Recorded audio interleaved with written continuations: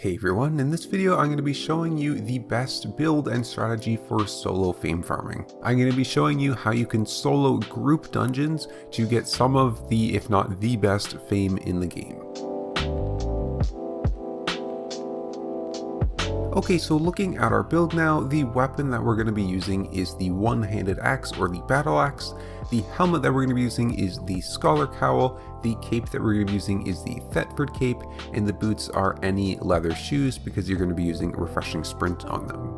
For your abilities on your axe, for your Q ability, you want to use the last Q, Rending Rage, as it's the highest DPS Q that you have. For your W, Raging Blades, as it gives you, again, AoE DPS as well as some damage amp. And for your passive, you want to use Aggressive Rush, again, for more damage amp, which we'll touch on later as it's very important. On your Scholar Cowl, you're going to be using Energy Shield to get that energy regeneration and a little bit of defense, along with the Aggression passive for more damage. And on your boots, as we just said, Refreshing Sprint for the ability and Quick Thinker for the passive for more cooldown reduction. For your chest piece and offhand, you have some options. So really for the chest piece, you have two main options. The first is the Hellion Jacket and the second is the Stalker Jacket. The Stalker Jacket has the advantage of having more damage, allowing you to clear faster, but the Hellion Jacket has the advantage of having much more sustain, allowing you to take larger pulls and do higher tier dungeons. My suggestion would be that if you want to do sort of a more casual solo and group dungeons in the yellow zone, for example, and not try to optimize your fame, I would go for the Stalker Jacket if you're able to run high enough IP where you can clear comfortably with it. Otherwise, if you're a little bit low IP and are struggling to clear, the Hellion Jacket helps out a lot, or if you're going into the Black Zone to do some higher dungeons like tier 6, 7s, and 8s, a Hellion Jacket is going to be necessary to keep you alive. Additionally, if you really want to try to maximize your fame output, using the Hellion Jacket will allow you to go for some larger pulls and maximize your clear speed in that way. For both options, for chest pieces, your ability will be their special ability, Lifesteal Aura for the Hellion Jacket and Electric Field for the Stalker Jacket, and both will use Balanced Mind for their passive. For offhand, you have even more options. I have the Crypt Candle here because technically it's the best as in the fastest, although there are tons of other options. The Crypt Candle does make you take more damage, so it can make it harder to clear if you're a little bit too low IP. So if you're having trouble with that, or you just don't want to level up the Crypt Candle, you can also use the Muizak, Taproot, Astral Aegis, Mistcaller, or Facebreaker. Really, any shield or offhand that gives you defense or damage or cooldown reduction or something like that is going to be a viable option. For your food and potions, food you want to be using beef stew, however you can use pork roasts for that lifesteal if you are struggling a little bit. Pork roast will make it easier, but it will take longer as you don't have the damage bonus from beef stew.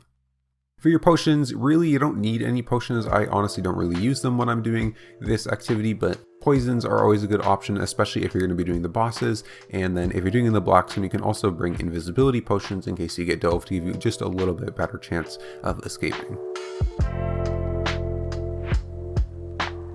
Okay, moving on to playstyle now, how you're actually going to clear the dungeon. It's really important to use your abilities in a specific way. So on your battle axe, you're going to be using the third Q, and this third Q is a little bit weird because it's a 3-hit attack chain. You have 2 swipes and then a jump, and if you use all 3 of them, your ability will go on cooldown for quite a long time. So to maximize the damage output from this weapon and from this Q, you want to use QQ and then wait until the third Q expires and you can use the first 2 Qs again. So you go QQ, wait until it comes off cooldown, and then QQ again. Really, you never really want to be using the third Q because it just lowers your damage output by quite a lot. In terms of your W and E, you want to make sure you're using your W first and then waiting till it gets fully stacked up and then using your E. This is because your E heals you for a proportion of the damage that it does to the enemy mobs, and so by giving yourself damage amp by stacking up your W, you make your E do more damage, and it will also heal you more because it's doing more damage. This is really what allows you to sustain really healthily when doing these dungeons. In terms of the rest of your abilities, your helmet saw can be a little bit tricky. You go through a lot of mana, so you want to make sure you're using your helmet when you're taking damage, because that's the only time it will give you lots of energy. So for example, if you're against a mob that doesn't actually hit you that often, or only really has skill shots that you're dodging, you don't really want to use your helmet. You want to wait for something that's going to auto attack you fairly consistently.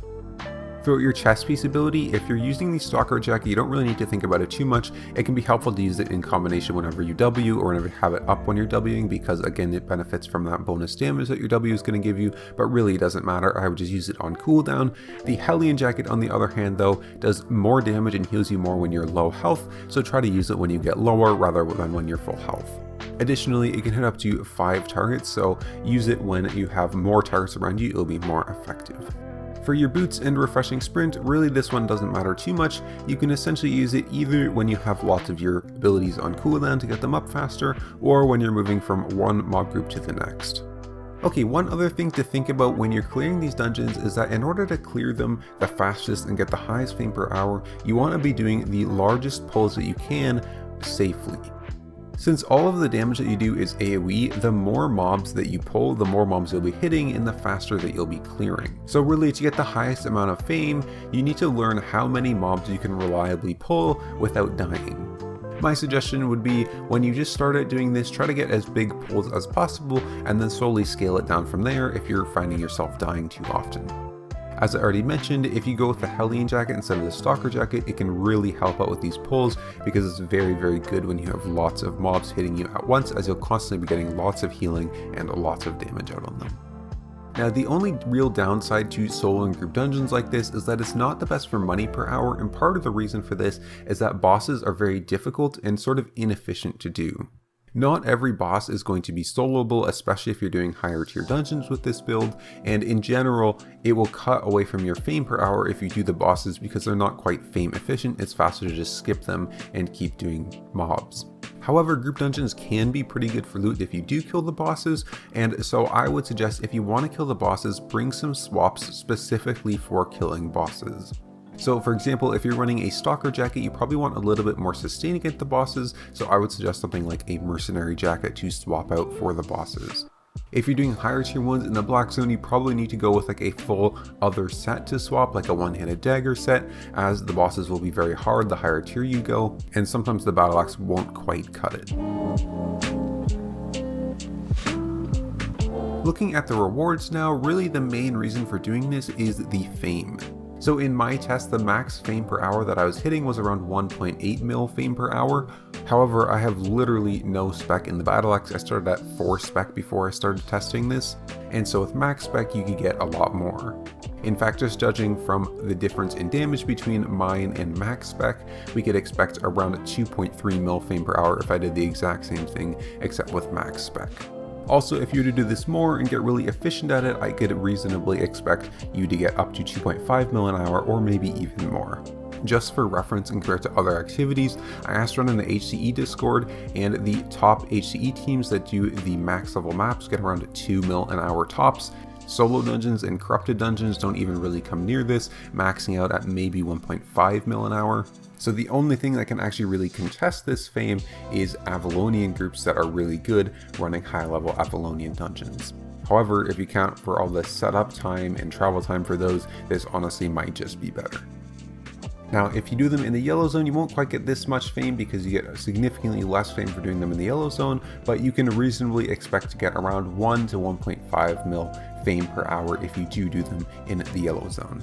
That would be with normal tier 5 maps. However, obviously if you did 5.1 maps, 5.2 or 5.3, you could actually get up quite a lot higher than that. It would just be significantly more expensive.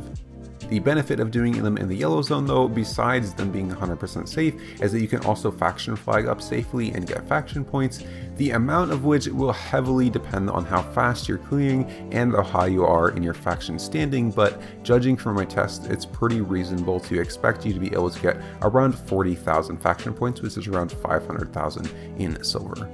In terms of the actual loot from the dungeon, in terms of silver, that's going to depend a lot on what you bring in terms of your boss set, if you go for bosses at all, if you don't go for bosses, if you have a boss clearing set, all of that will affect the silver per hour that you get from the chests and the mob drops. However, it's really not going to be that great unless you're literally killing every single boss.